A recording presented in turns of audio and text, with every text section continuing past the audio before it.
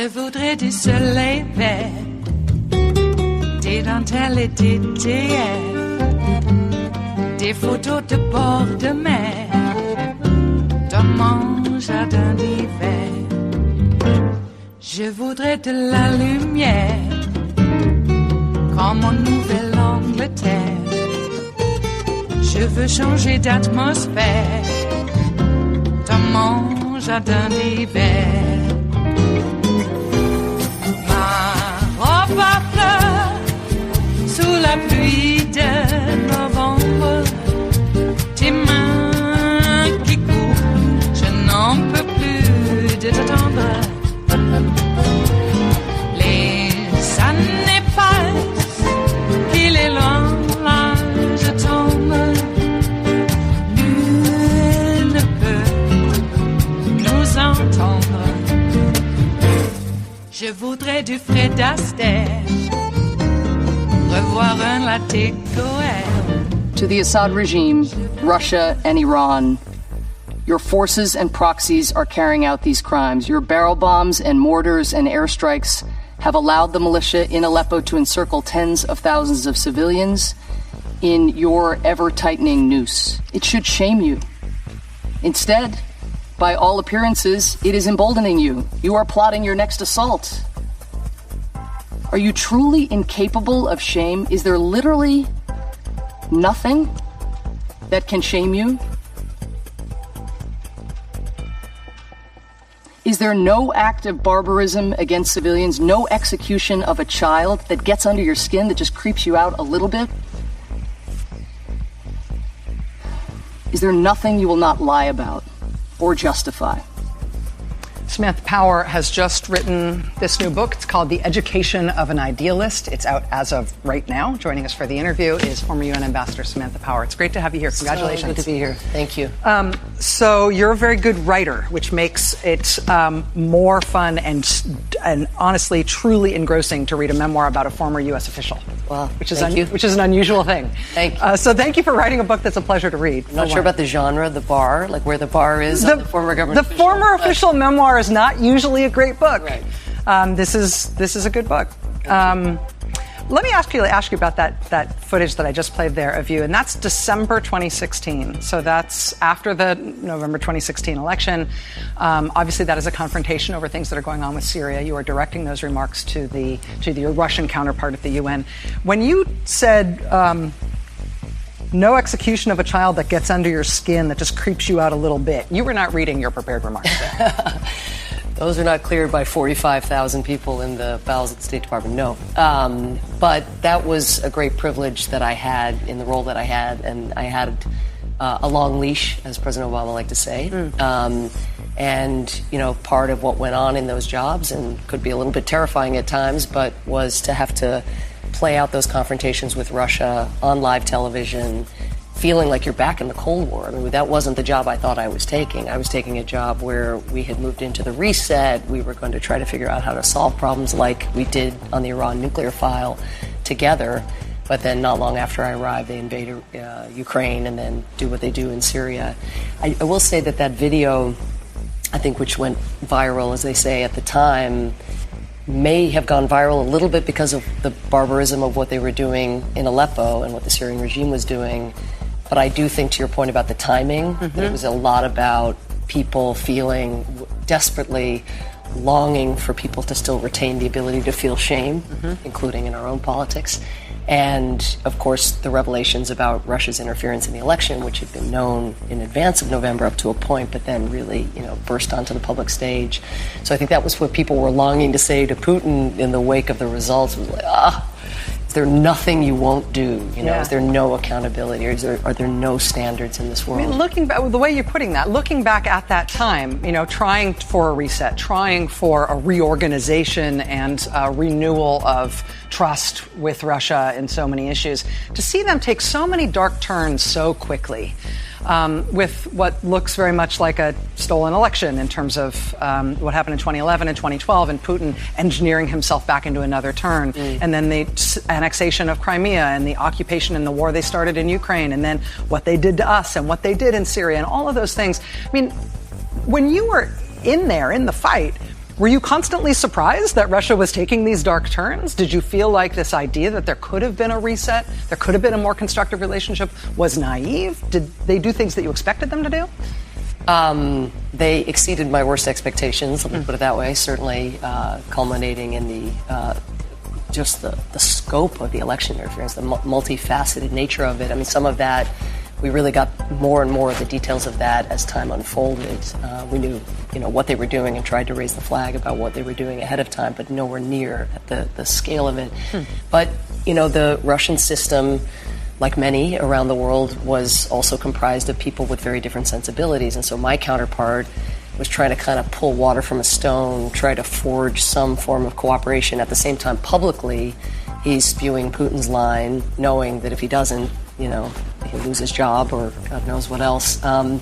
And so it really was, I think there was a moment, I'm not sure exactly, I don't know how I would pinpoint it, but where Putin just decided that the international order that was coming to be with its aging population and its sort of stagnant economy, that this was not an order that benefited him politically. And like our current president, Putin cares about Putin. Putin doesn't care about the Russian people. And so for Putin, the ticket to self-sustainment was demagoguery, nationalism, bringing Russia from its knees. And I think there is a lesson for us, which we did not see sufficiently, we the Obama administration, but I think across the board, the sort of dignity deficit for Russia in the wake of the Cold War, as we were sort of thumping our chests about the victory in the Cold War, this was a proud nation with an amazing history, with amazing traditions, and just feeling looked past as we're moving on and thinking about our relationship with China or how the European Union is going to be the new partner. So, I think all of us have to look back at the missed moments. Maybe there was some initiative or something that we could have tried that would have met them where they are. But I think Putin's own objective in enhancing his own power led him to basically tear up the envelope of the world. And to decide that nothing that Western-led order could deliver to him in terms of consequences was anything that he was going to care about. I have to ask you about today's news that the president is going to be looking for a fourth national security advisor, which is an unprecedented pace. Right, exactly. So far, he's going for number 4, but he's already broken his own record in terms of the number of national security advisors he's blown through. I wonder, just having been part of the National Security Council process, having spent all those years with President Obama, who obviously had a very different approach to these matters, is it dangerous? Is it things that we as regular citizens should worry about to have that kind of turnover and that kind of job? No question. And when you compound the vacancy there now with who just held the job, right? Because having John Bolton as National Security Advisor had its own perils associated with it, as we saw in nearly, launching a military strike against Iran. But if you combine that with not having a Secretary of Homeland Security, a Deputy Secretary of Homeland Security, 20 senior vacancies at the Pentagon, multiple ambassadorial posts without ambassadors in really important places, and then no Director of National Intelligence, no Deputy Director of National Intelligence. I mean, these jobs exist for a reason. Yes, there can be too much bureaucracy, but to have senior people around the room who I hope this happens in some room somewhere in the Trump administration. It's not evident that it does, but where you have people with different viewpoints who challenge propositions that are at the table, bringing their different life experiences, their different so-called equities. That's just, there was no process under John Bolton. There has been no process really from the beginning. You chafe at some of the process. In the book, you talk about being amazed at how many cooks there were in the kitchen and how many people had to sign off on stuff. It's spinach, right? Like in this, initially I chafed so much, right? Because all the clearances and the, just the bureaucraties and I'm a doer and wanting to try to think about how we promote human rights or how we curtail assistance to an abuser or how we do this or that. And there are 15 people that I have to check with before I even meet with a dissident in the White House. It made me crazy. But at the same time, I want a human rights voice in the room when we're talking about the drone program or when we're talking about resuming military assistance to an abusive regime. I want to be that voice in the room. And so process protects you, especially when you have a leader who's capable of being challenged, who invites challenge, as President Obama did. If I was quiet, I tell these stories in the book, if I was quiet in a meeting, but I have sort of not the best poker face in the history of the world, and Obama would be like, what's wrong with Sam? You know, she's sick. You sick? Like, well, what's on your mind? You're frowning. What do you? You know, I mean, he wanted draw you out. Yeah, and then he may not like what I heard, and he may regret that he called on me. But it's the complete opposite. I mean, here, why did Bolton lose his job? Because he actually disagreed. Mm-hmm. And so, you know, you don't know what to fear most: Bolton agreeing with the president or Bolton disagreeing. And you know, but any dissent, anything that isn't aligned with the mercurial instincts of this person who rules by fiat and not through a deliberative process, you know, is not only frowned upon, but it you know, they get the axe.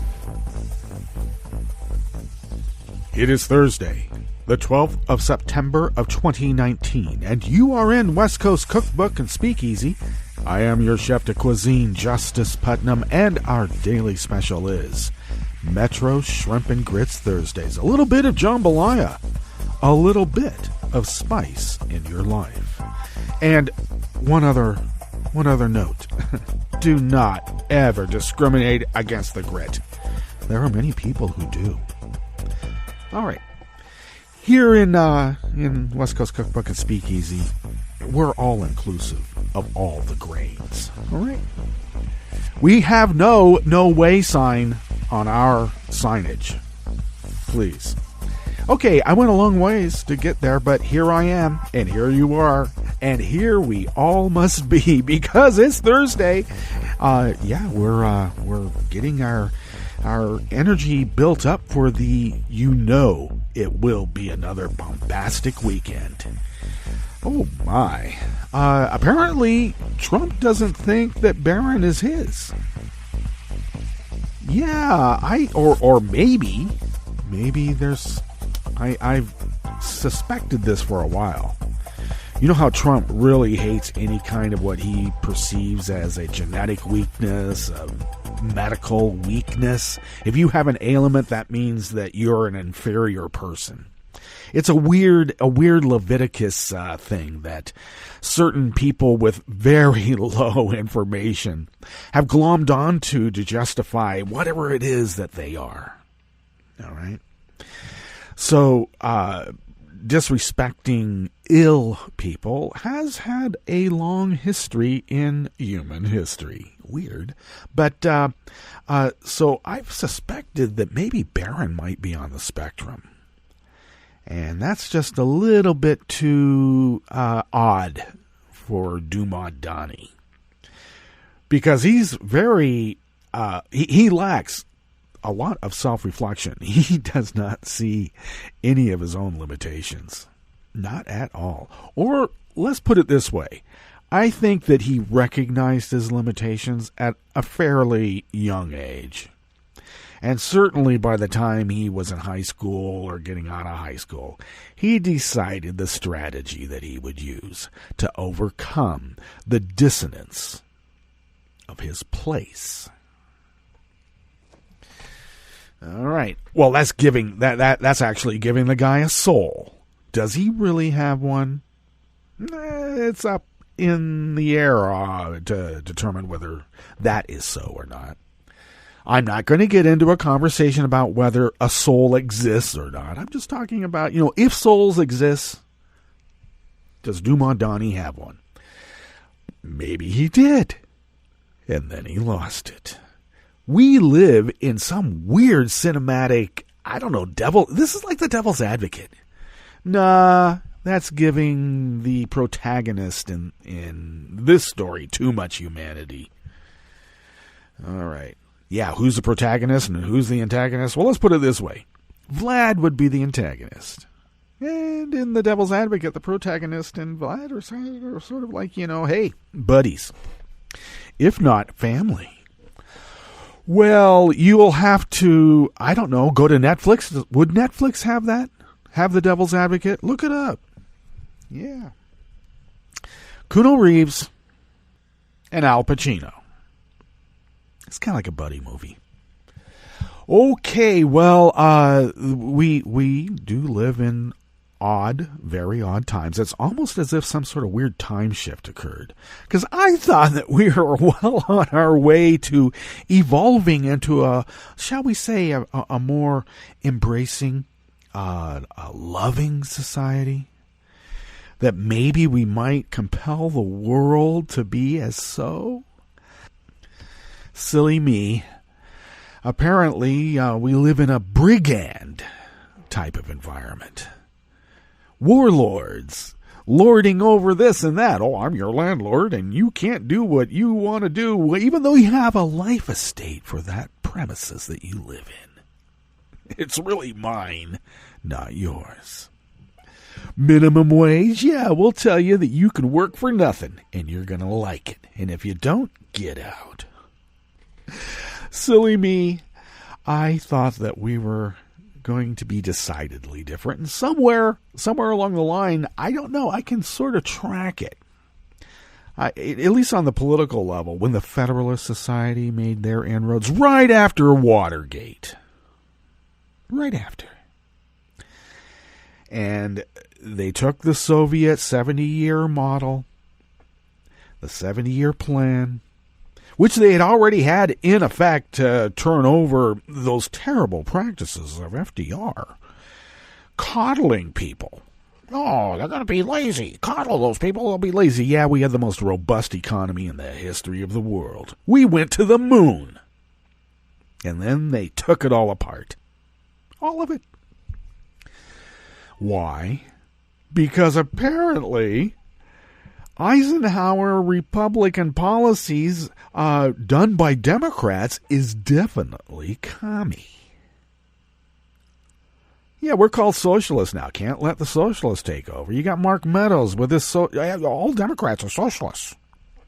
Eisenhower Republican policies were called socialism by the Birchers back in the day. So who's giving Mark Meadows this idea? Is it Vlad?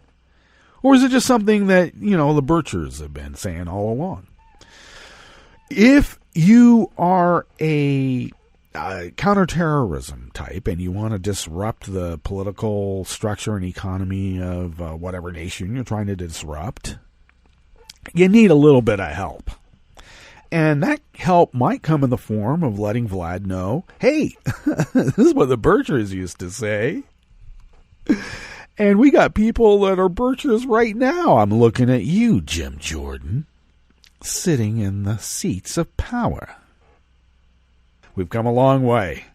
Orange County is no longer Bircher land because they've all moved to Washington, D.C. and are sitting in Capitol Hill. There's not very many of them, but they're there, and they're wielding power.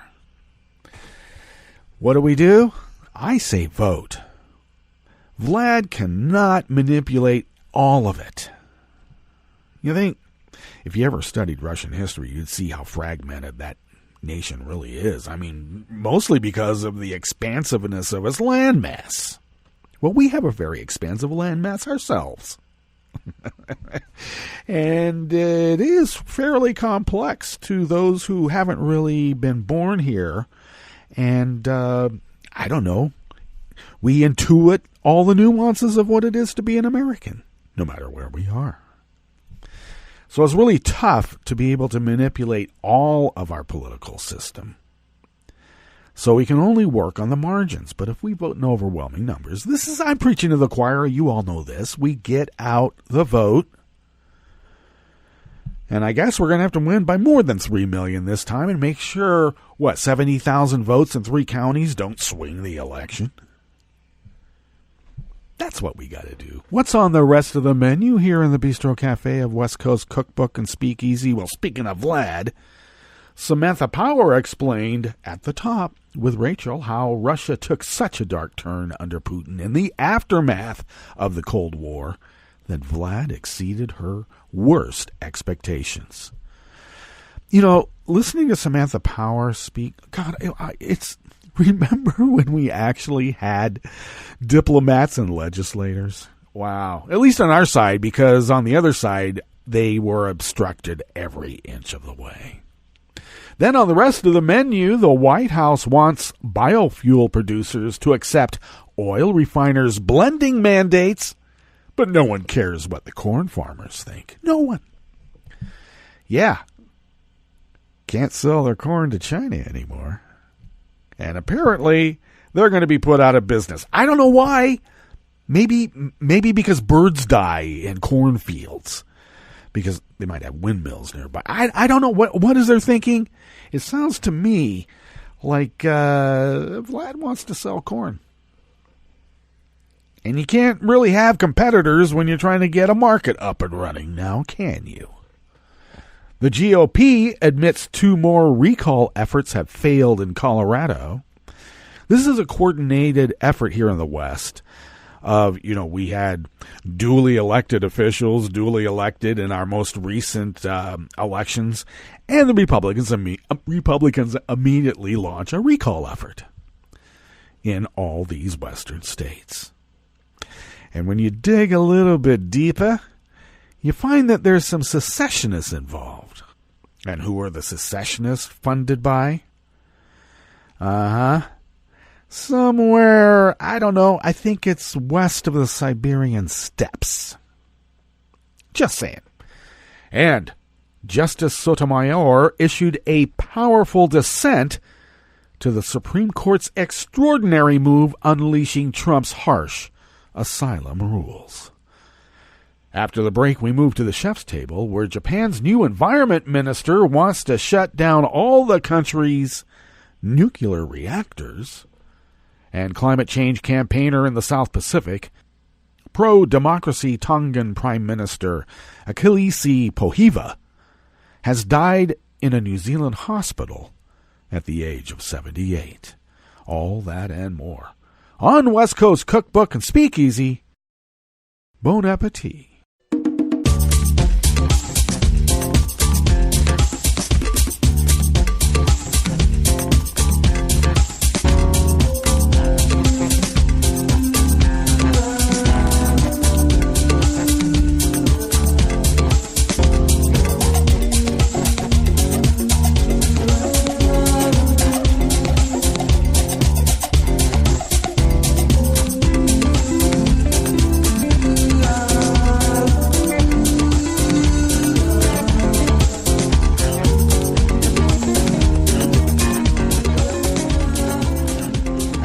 Bottom of our homepage at netrootsradio.com. To the rightish of the page is our chat room link, monitored by Kelly Lincoln. Thank you, Kelly.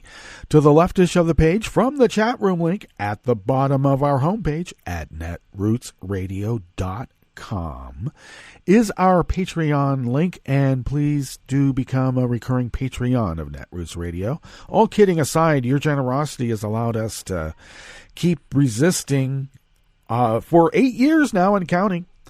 And resisting as the founders originally intended so many, many years and decades ago. So really, your generosity has helped us do that. And we are in the process of not only paying our bills, but acquiring funds to purchase newish machinery. And your generosity has helped us put a big dent in that. And we thank you very much.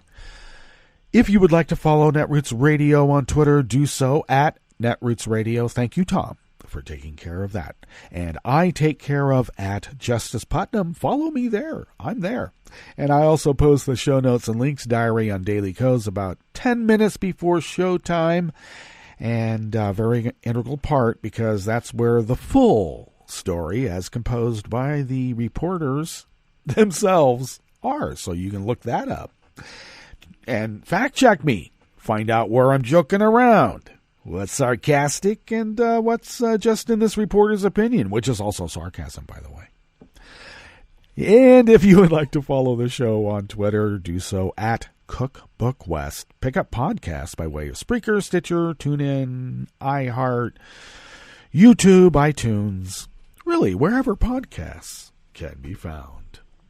This first offering here in the Bistro Cafe at West Coast Cookbook and Speakeasy is out of Reuters by Stephanie Kelly and Jarrett Renshaw.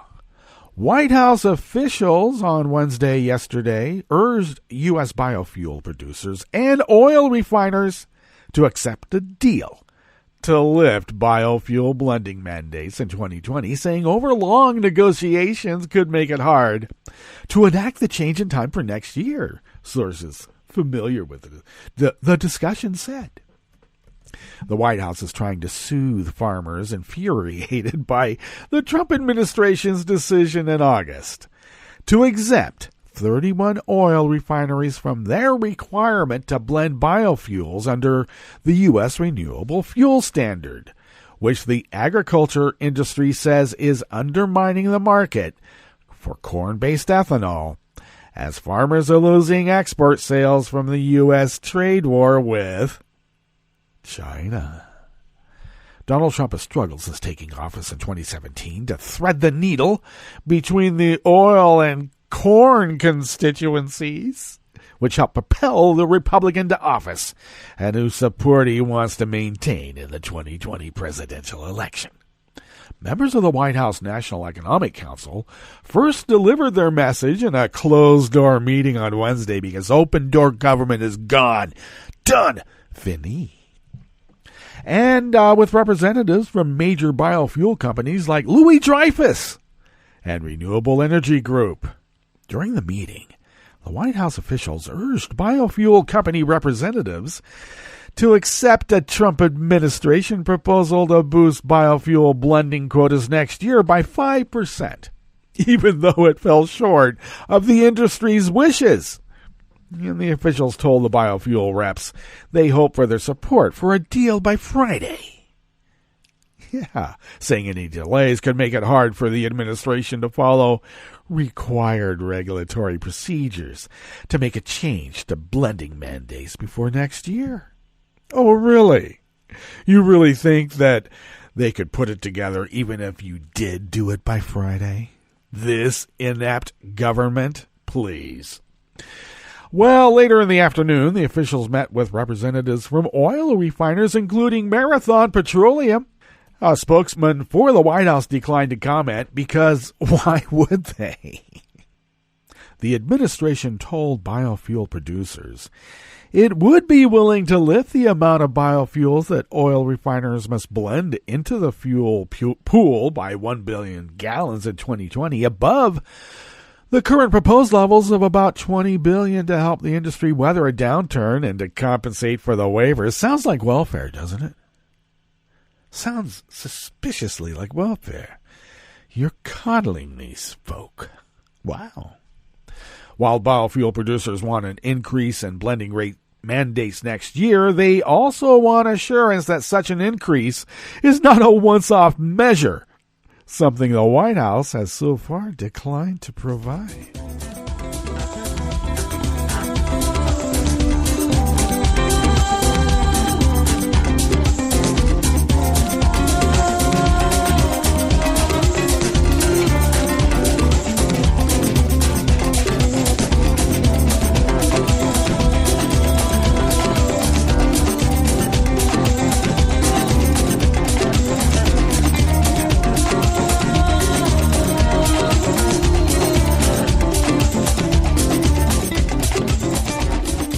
Desai Martin of Share Blue Media brings us this next offering here in the Bistro Cafe of West Coast Cookbook and Speakeasy, Metro's Shrimp and Grits Thursdays.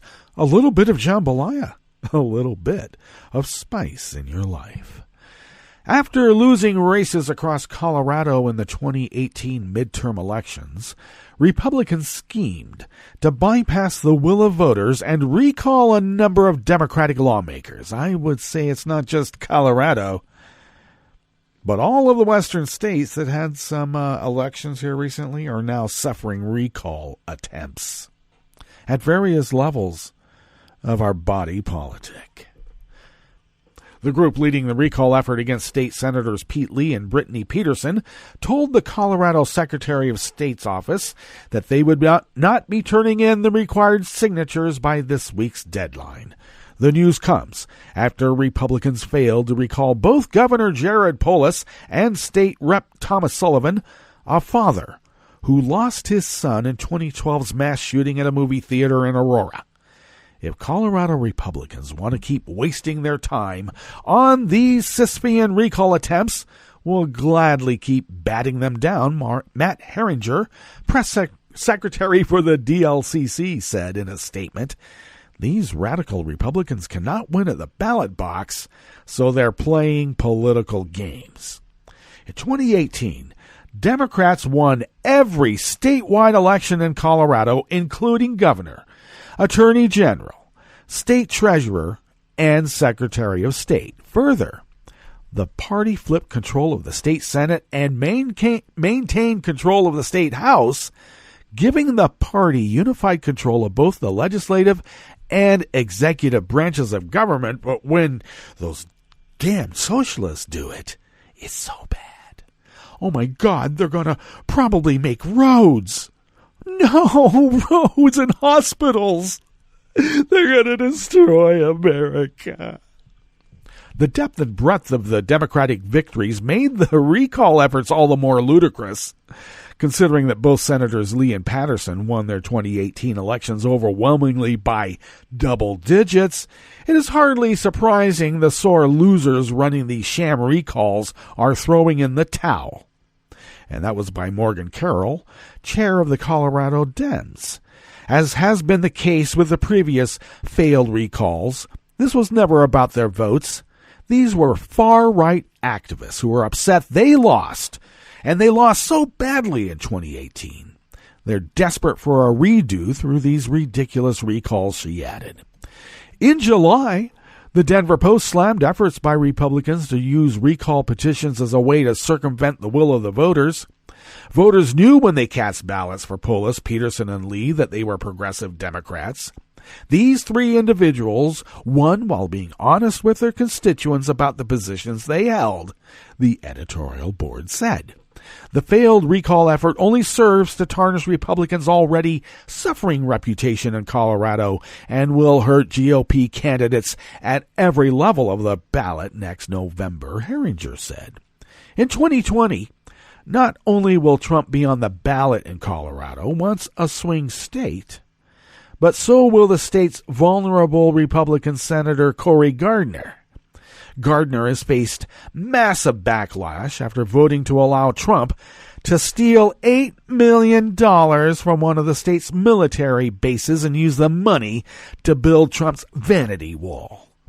If Herringer is correct, the failure of state-level Republicans could have national implications.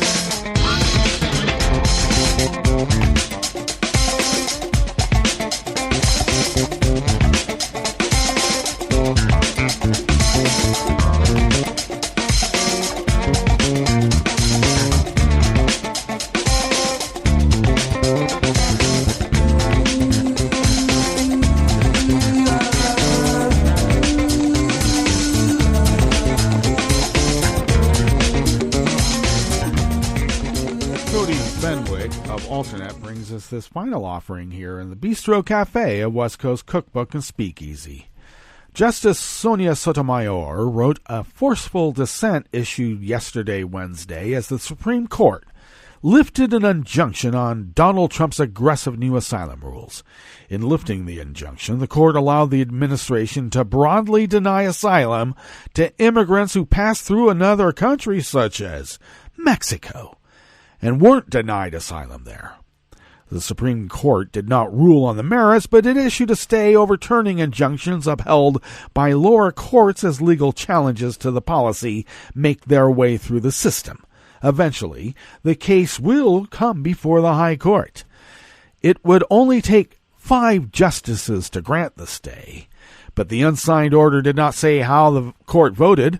Justice Ruth Bader Ginsburg joined Sotomayor's dissent, so I presume they weren't 2 of the 5, or even 1. Once again, the executive branch has issued a rule that seeks to upend long-standing practices regarding refugees who seek shelter from persecution, wrote Sotomayor. Although this nation has long kept its doors open to refugees, and although the stakes for asylum seekers could not be higher, the government implemented its rule without first providing the public notice and inviting the public input generally required by law. She bemoaned the fact that the court acquiesces to the Trump administration's efforts to push forward with this move. There are 3 reasons why the lower district court concluded that the rules were likely in violation of federal law, and thus that an injunction was warranted, Sotomayor explained. First, the court found that the new rules likely conflict with existing asylum law. Second, the Trump administration skirted the usual process for making new rules by, for example, not allowing for a period of public comment. And third, the district court believed the Trump administration's new rule was likely arbitrary and capricious because its arguments in favor of the policy are flatly refuted by the evidence. Lifting the injunction in such a case would be extraordinary, Sotomayor said, and such requests used to be quite rare. Now the Trump administration makes these demands on the court all the time, and the courts play along. It is especially concerning, moreover, that the rule of government promulgated topples decades of settled asylum practices and affects some of the most vulnerable people in the Western Hemisphere without affording the public a chance to weigh in, she wrote. I fear that the court's precipitous action today risks undermining the interbranch governmental process that encourages deliberation, public participation, and transparency. Well, I would add to Justice Sotomayor's dissent that is a feature, not a bug. All right, let's get on with our break, and when we get back from that break, we are going to go through weather from around the world, and we are going to finish up with the stories that we have curated for you today. You are listening to West Coast Cookbook and Speakeasy, and we will be right back. You are listening to netrootsradio.com. Please hang up and try again.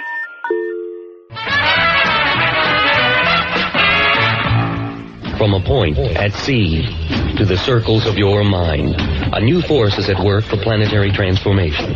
New radio for a new Earth.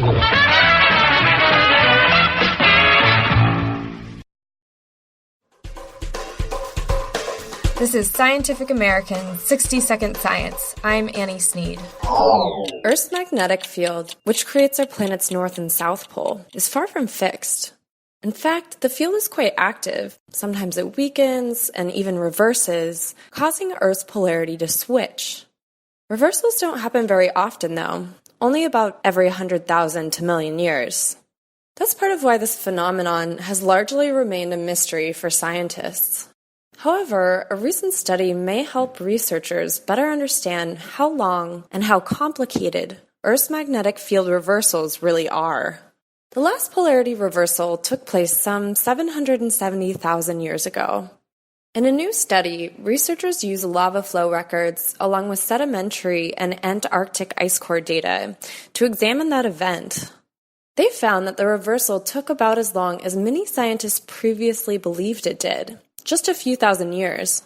But the researchers also examined the period prior to that final reversal process. And they discovered that a lot was happening with Earth's magnetic field thousands of years beforehand. There's clear evidence from the volcanic rocks of a major excursion happening at about 795,000 years ago. Brad Singer, a geoscientist at the University of Wisconsin-Madison, who led the study. And that was followed by another excursion, which is the unexpected finding of this study at about 784,000. The two excursions that we've discovered in the lava record and are seen in some of the sedimentary records are a sign that the dynamo was beginning to undergo the reversal process 20,000 years earlier than the final reversal took place. So our arguments would be that the reversal process is complicated and long-lived, and it gets underway, it gets initiated well before the final reversal takes place. All this activity prior to the final reversal is vital for our grasp of the process. The ultimate goal here is we want to understand what drives reversals, what really happens in the dynamo. And if you just start and look at this short period right around the reversal, you're missing all this unusual behavior that happens in thousands of years prior to that. We need to know if Singer's findings hold true for magnetic field reversals in general. alterations in the field will mess with critical human systems such as the GPS satellites that help us navigate. Fortunately, whenever the next reversal happens, it looks like we'll have plenty of time to prepare. Thanks for listening. For Scientific American's 60-Second Science, I'm Annie Sneed. 1 in 6 Americans get sick from eating contaminated food each year. Contamination caused by salmonella is especially common. It's sometimes found in poultry, eggs, ground beef, pork, and even peanut butter. To reduce your risk from this and other foodborne germs, remember to clean, separate, cook, and chill. Clean your hands with soap and water. Separate raw meat, poultry, and seafood from other foods. Wash counters, cutting boards, and utensils before and after using them. Cook all food thoroughly and use a food thermometer to make sure food is cooked. Promptly chill meat, poultry, eggs, and other perishables. Finally, don't prepare food for others if you're sick, and be extra careful when you prepare food for children, pregnant women, the elderly, or people in poor health. To learn more about making food safer to eat, visit www.cdc.gov/vital signs. This program is presented by the Centers for Disease Control and Prevention.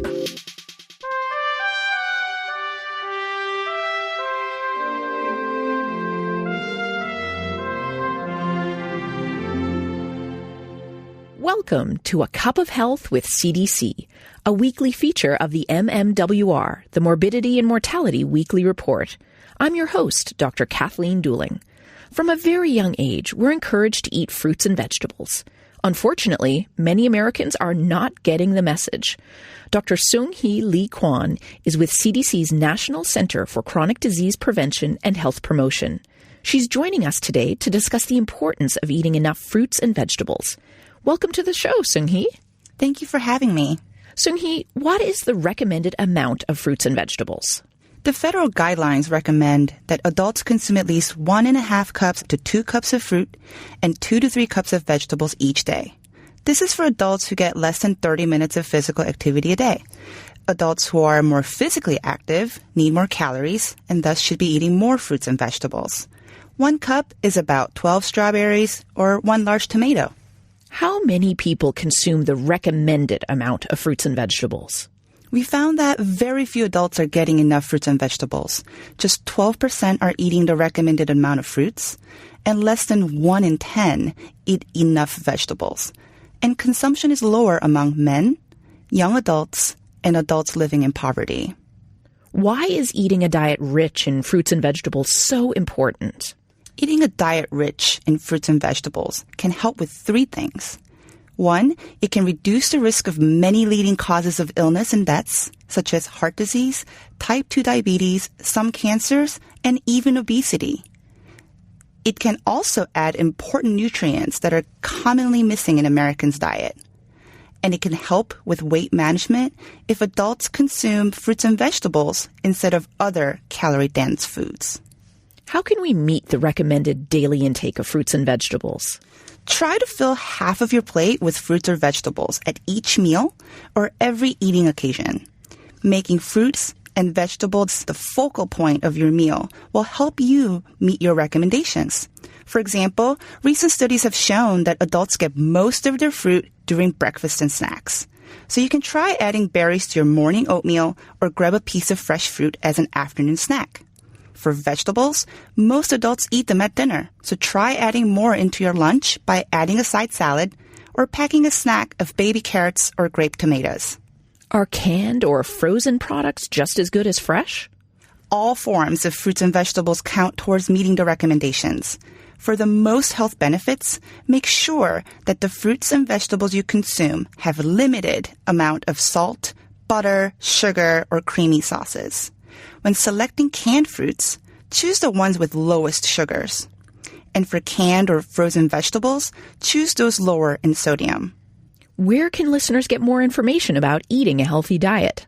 Listeners can go to cdc.gov/nutrition or choosemyplate.gov. Thanks, Seung-Hee. I've been talking today with Seung-Hee Lee Kwan about the importance of eating a healthy diet. Eating a diet rich in fruits and vegetables can help reduce the risk of many leading causes of illness and death and add important nutrients to your diet. Make sure you're eating enough. Until next time, be well. This is Dr. Kathleen Dooling for A Cup of Health with CDC. For the most accurate health information, visit cdc.gov or call 1-800-CDC-INFO. Hi, it's Tom. Could we humbly suggest your donation to netrootsradio.com? All we've got to run this 24-hour powerhouse of progressive resistance radio is what comes out of our own wallets. And you are our biggest donor. It doesn't take much, $3, $5. Just go to the bottom of our netrootsradio.com page and hit our secure donate button. Heck, you can even make a recurring contribution, and you'll get a wondiferous pair of Netroots radio stickers for application to your backpack, your bumper sticker, or your banjo. Well, it's up to you which backpack you want to put it on. So donate what you'd like at the bottom of our netrootsradio.com's homepage, because you are our biggest donor. netrootsradio.com. Together, we are Resistance Radio.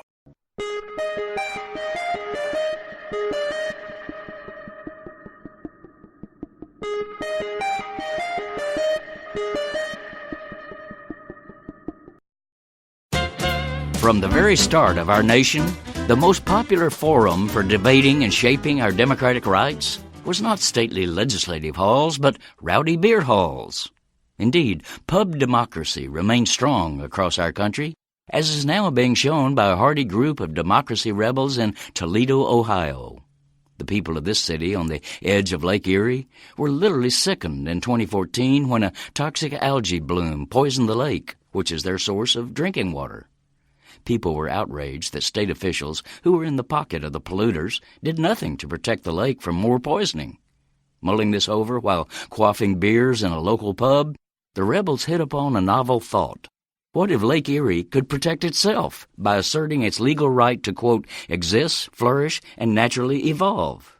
Thus was born the Lake Erie Bill of Rights, which the group proposed as a city charter ballot initiative. They got double the number of signatures required to put the proposition on February's ballot, mounted a door-to-door people's campaign to counter a media blitz partially funded by such giants as Coca-Cola and FedEx, and they won. A whopping 61% of Toledo's voters said yes to recognizing legally enforceable rights for the natural world. Supercilious corporate elites, however, refused to let such a trifling matter as the will of the people interfere with their sense of entitlement to poison for profit. So they've now gotten top Ohio officials to assert in a court filing that the state is the, quote, proprietor in trust of Lake Erie. Therefore, claim the officials, local voters have no power to deny so-called corporate persons the permission to pollute real people's water.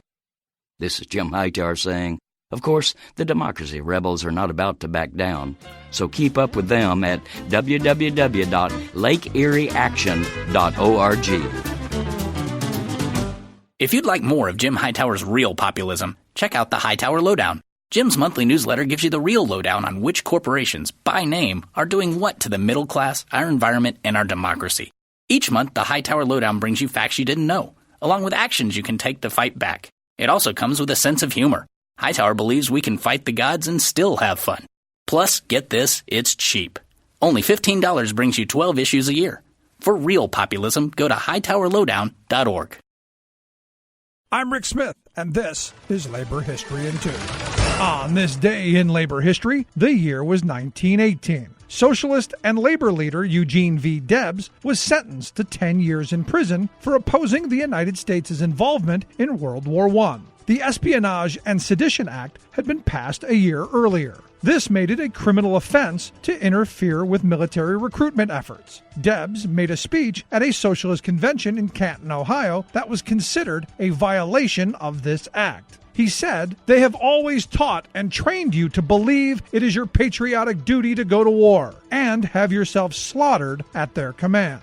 But in all the history of the world, you, the people, have never had a voice in declaring war." Debs also noted, "The master class has always declared the wars, the subject class has always fought the battles." Debs refused to take the stand in his own defense at his trial. He admitted to obstructing the war effort, saying the war did nothing for working people. Debs ran for president as a socialist in 1920 while in jail. Many of his campaign buttons read, "Convict number 9653. During his run, Debs received 1 million votes. Debs was released from the Atlanta Federal Penitentiary in 1921. Many agreed with his assertion that the working class have never been the ones to profit from war. In 1935, two-time Medal of Honor recipient and U.S. Marine Corps Major General Smedley Darlington Butler published a book titled War is a Racket, which outlined the excesses of the corporate class over the workers. Many look at the 2003 Iraq invasion by President Bush as another example. Halliburton, a multinational corporation, made nearly $40 billion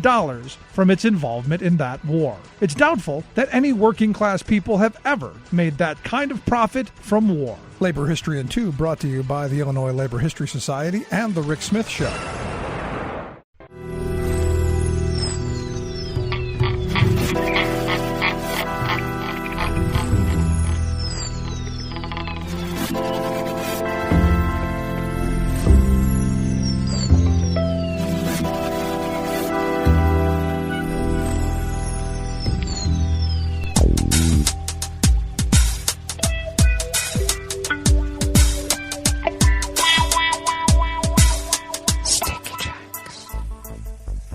Thank you for accompanying us here to the Chef's Table at West Coast Cookbook and Speakeasy.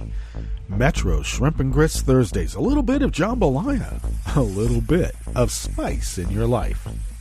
We always begin weather from around the world along the banks of the Rogue River in the Rogue River Valley of Southern Oregon on the west coast of the continental United States of America, where it is currently 58 degrees Fahrenheit, a little chillier than normal, but we are expecting to be a bit warmer today, topping out of a high around 88 to 92. Plentiful sunshine throughout the day. In fact, sunny conditions prevail at the moment. Winds will be light and variable throughout the day and night, with an overnight low in the upper 50s to low 60s, while we will also experience some clouds overnight. And then tomorrow looks like mostly sunny with a high around the mid-80s, and winds will pick up out of the north-northwest at 5 to 10 miles per hour. And, forecast out over the weekend looks like we're going to have some copious amounts of water falling from the sky and giving plentiful minerals to the gardens starting late Saturday and may last through Monday. Currently, ragweed pollen is moderate. The air quality index is still hovering in the good range at 26 parts per million, and the daytime UV index locally is at 6. Barometric pressure is rising at 30.15 inches. Wow, how much higher? Visibility is at 10 miles, and relative humidity is still pretty darn high at 89%. Weather from around the world is brought to you by people's personal weather stations that they purchased.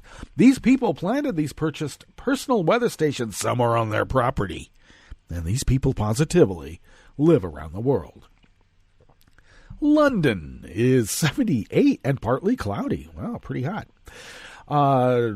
Paris is 76 and cloudy. Rome is 89 and fair. Kiev is 83 and fair. Kabul is 80 degrees and fair. Hong Kong is 83 and fair. Tokyo is 75 and cloudy, and they're still picking up from a typhoon. Sydney, Australia is 60 degrees and clear. San Francisco, California is 61 degrees and sunny. And New York is 81 degrees Fahrenheit and mostly cloudy. And that is weather from around the world, brought to you by people's personal weather stations that they purchased. These people planted these purchased personal weather stations somewhere on their property, and these people positively live around the world.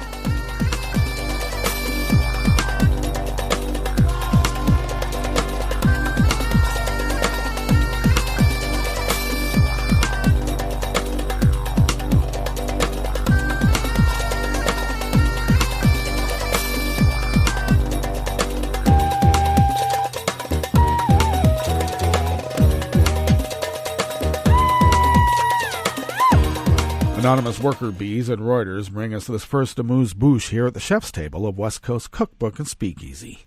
Japan's newly installed Environment Minister Shinjiro Koizumi wants the country to close down nuclear reactors to avoid a repeat of the Fukushima catastrophe of 2011. The comments by the son of former Prime Minister Junichiro Koizumi, himself an anti-nuclear advocate, are likely to prove controversial in the ruling Democratic Party, which supports a return to nuclear power under new safety rules imposed after Fukushima. I would like to study how we will scrap them, not how to retain them, Shinjiro said at his first news conference late yesterday, Wednesday, after he was appointed by Prime Minister Shinzo Abe. Japan's nuclear regulator is overseen by Koizumi's ministry. 3 reactors, of course, at the Fukushima Daiichi station run by TEPCO melted down after being hit by a massive earthquake and tsunami in March 2011, spewing radiation that forced 160,000 people to flee, many never to return, and debris keeps floating on our western Oregon shores to this day. How nice, eh? Most of Japan's reactors, which before Fukushima supplied about 30% of the country's electricity, are going through a relicensing process under new safety standards imposed after the disaster, highlighted regulatory and operational failings.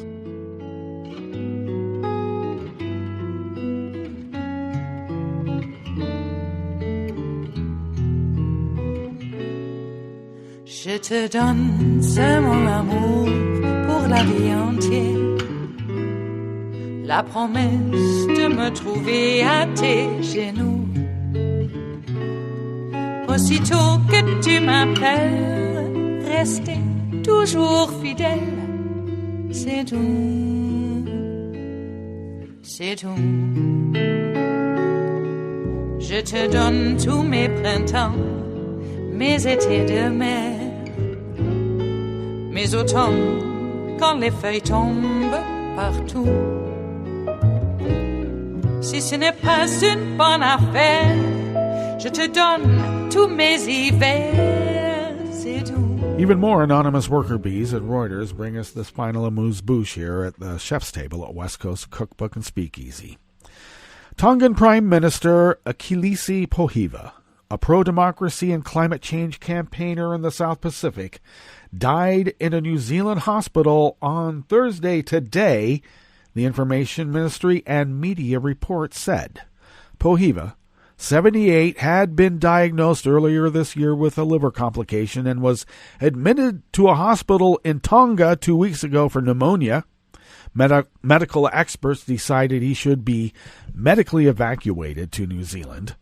Parliament has been deferred indefinitely. Known as a champion for democracy, Pohiva's political career was marked with constant battles against the monarchy of the South Pacific nation. He was charged with sedition in the wake of pro-democracy riots in the capital Nuku'alofa in 2006. And condolences have been coming in from around the world. Very sad. He was a great man. Progress still needs to be made in spite of his demise. That brings us to the end of our broadcast period for the day, but you do know that Netroots Radio is going to broadcast on, and we're going to meet up tomorrow for Blue Moon Spirits Fridays, so do stay tuned to Netroots Radio all day and all night for all the breaking news as it breaks, and we'll meet up here tomorrow, right here in West Coast Cookbook and Speakeasy. Bon appetit.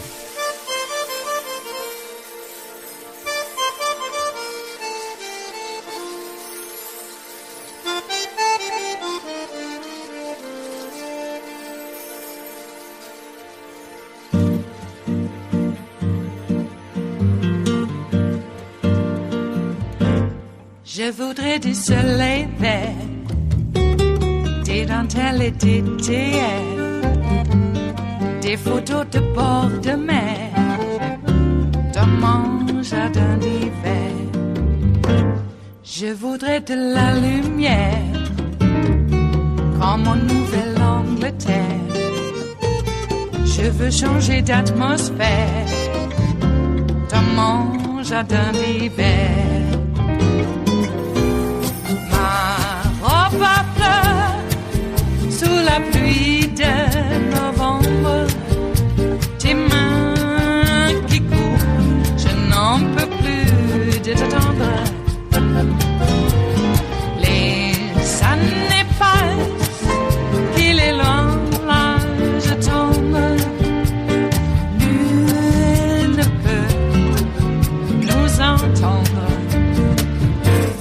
Je voudrais du Fred Astaire, revoir un latte Goël. Je voudrais toujours te plaire dans mon jardin d'hiver. Je veux déjeuner par terre comme au long de golfe clair, t'embrasser les yeux ouverts dans mon jardin d'hiver.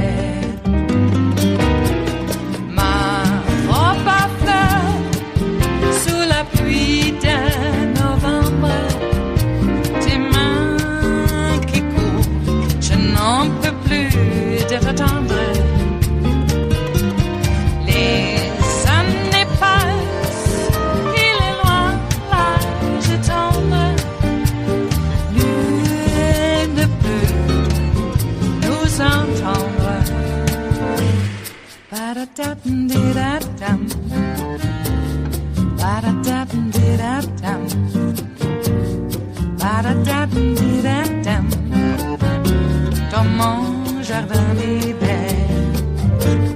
Ba-da-da-dum-di-da-dum, ba-da-da-dum-di-da-dum, ba-da-da-dum-di-da-dum, dans mon jardin d'hiver. Dans mon jardin d'hiver, dans mon jardin